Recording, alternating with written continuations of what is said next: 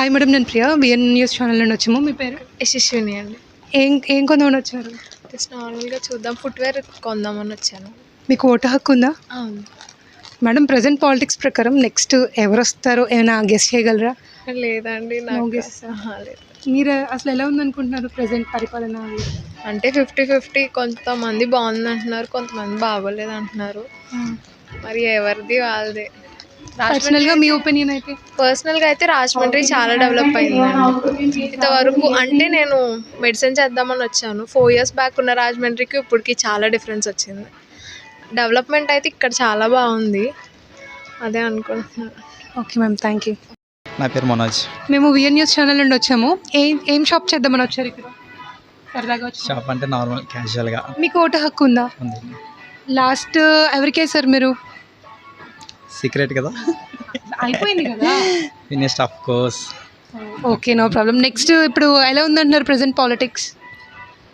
Politics అంటే based on జనర్ మీద డిపెండ్ అయ్యి ఉంది. ఎడ్యుకేషన్ వరకు అయితే చాలా బాగుంది, బెటర్ కదా. మనం రీసెంట్గానే చూసాం కేరళ ఎడ్యుకేషన్ అనేది చాలా టాప్ ఇన్ ఎంటైర్ కంట్రీ కదా.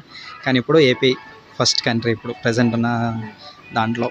సో ఎడ్యుకేషన్ వరకు అయితే ఆయన మంచిగా చేస్తాడని నా feeling. Education as well as ఇక్కడ రాజమండ్రి వచ్చి 4 years అయింది.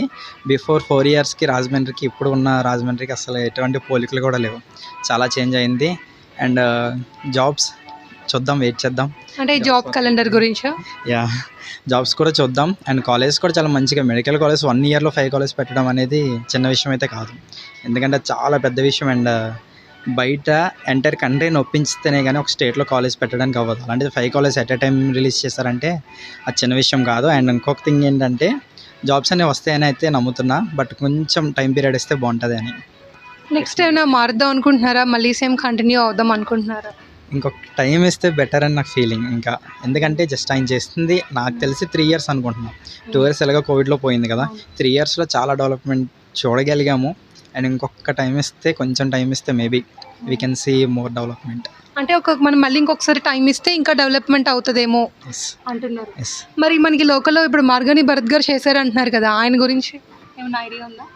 ఆయన గురించి అంటే నేను ఆయన స్పెషల్గా చేశారని కాదు, బట్ ఆయన మనీ తీసుకురాగలిగారు అండ్ ఉన్న మనీని చేయగలిగారు, పెట్టగలిగారు. ఆయన అంటే ఆయన పర్సనల్ యూస్ చేయకుండా టౌన్కి అయితే, సిటీ వరకు అయితే పెట్టగలిగారు.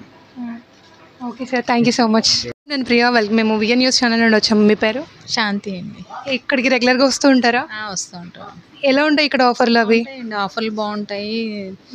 క్లాత్స్ వేర్గా మన ఎన్నరో అన్ని బ్యాగ్స్ ఏంటి, చెప్పల్స్ అంటే అన్నీ చాలా బాగుంటాయి. ప్రజెంట్ మన రాజమండ్రి కానీ ఏపీలో కానీ హాట్ టాపిక్గా ఎలక్షన్స్ అయితే ఉన్నాయి కదా. మీరు అసలు ఎలా జరిగింది అనుకుంటున్నారు?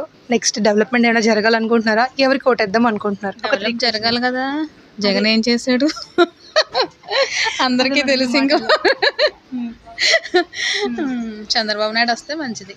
అంటే ప్రజెంట్ పథకాలు అవి ఇవి అంటున్నారు కదా. మరి పథకాలు వచ్చినా మన దగ్గర నుంచి లాగేస్తున్నారు కదా, మనకి ఫ్రీగా ఇస్తున్నారు, దానికన్నా ఎక్కువ ఇస్తున్నారు కదా.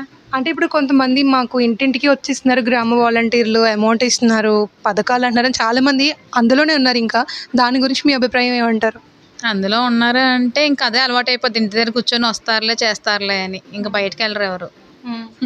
సో తెలుగుదేశం పార్టీ వస్తే ఏమన్నా డెవలప్ అవుతుంది ఉంటుంది కదా. పిల్లలకి ఉద్యోగాలు, ఇప్పుడు నిరుద్యోగులకు ఉద్యోగాలు అలాంటివి ఏమన్నా వస్తాయి కదా, మంచిది కదా. మరి మార్గాని భరత్ గారు ఇప్పుడు మనకి రాజమండ్రి చాలా డెవలప్మెంట్ చేశాను నేను, తెలుగుదేశం వల్ల ఏం చేశాను అంటున్నారు. చూసారా? అవును, రోడ్లు ఎలాగున్నాయి చూసారా అంటున్నా. అంటే ఆయన పార్కులు అవి కన్నా మేము గోదావరి గట్టుకు వెళ్తే పందులు తిరుగుతున్నాయి అక్కడ.